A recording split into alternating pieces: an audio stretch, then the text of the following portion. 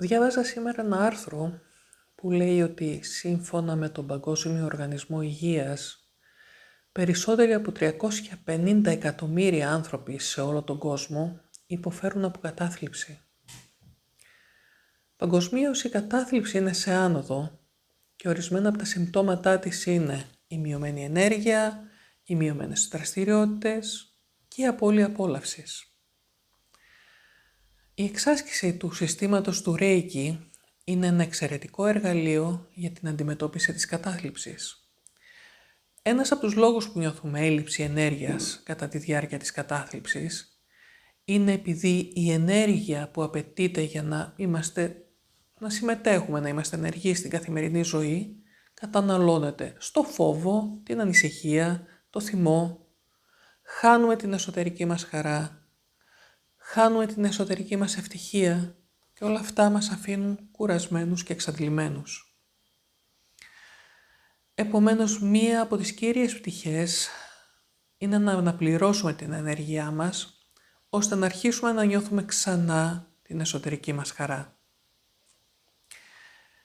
Μία από τις πιο σημαντικές πρακτικές διαλογισμού στο σύστημα του Reiki είναι το Joshin Kokyu Ho, στο οποίο εστιάζουμε και φέρνουμε την αναπνοή μας στο χάρα ή ταντέν που βρίσκεται ακριβώς κάτω από τον αφαλό μας. Αυτό είναι το ενεργειακό μας κέντρο. Είναι το θεμέλιό μας, η εσωτερική μας μπαταρία. Αναπνέοντας προσεκτικά σε αυτή την περιοχή, αρχίζουμε σιγά σιγά να αναπληρώνουμε την ενέργειά μας σε αυτή την μπαταρία και ταυτόχρονα αρχίζουμε να νιώθουμε πιο προσγειωμένοι, πιο γειωμένοι, πιο στο κέντρο μας.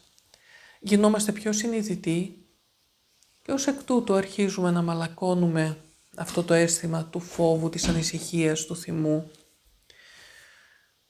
Όταν αυτό λοιπόν αρχίσει και μαλακώνει, μας βοηθά σταδιακά να αφήσουμε την καταθλιπτική κατάσταση που βρίσκεται στο νου μας. Μια άλλη πρακτική είναι η ψαλμοδία των μάντρας.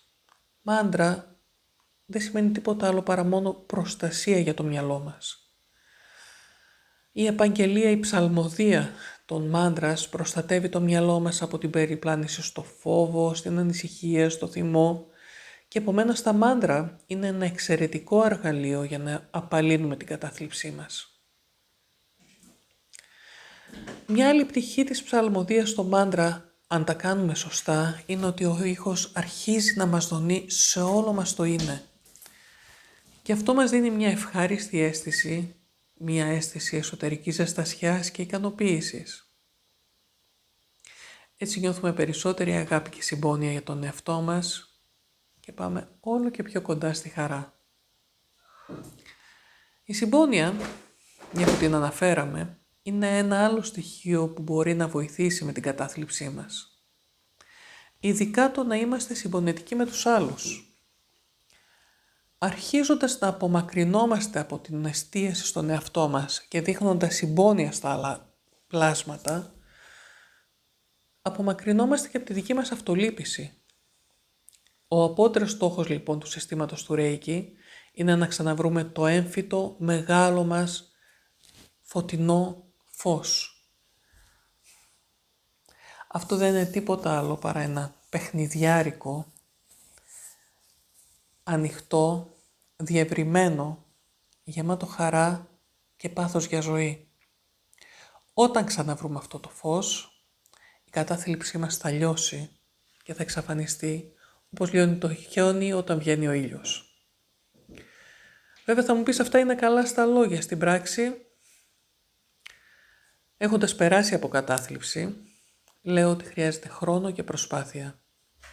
Να κάνεις υπομονή με τον εαυτό σου, να ασκηθείς επιμελώς, να βρεις έναν καλό δάσκαλο που να σου δείξει πώς να ενδυναμώσεις τον εαυτό σου, ώστε σιγά σιγά και με τον καιρό να ανακαλύψεις ξανά αυτό το φως, να ανακαλύψεις τη χαρά της ζωής και να βγεις εκεί έξω και να δεις τι υπέροχη που είναι.